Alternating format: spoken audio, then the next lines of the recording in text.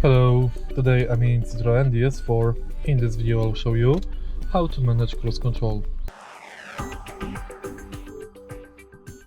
In the beginning, accelerate to desired speed. Now, twist this button downwards to cruise. Now when cruise control is enabled, press set button to start it. You can let the acceleration pedal go. Press plus button to increase speed, press minus button to decrease the speed, press pause button to pause cruise control, press minus button to start it over, and press memory button to record your speed.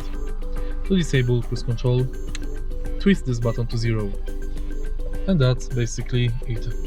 If you find this video helpful, please leave like, comment and subscribe.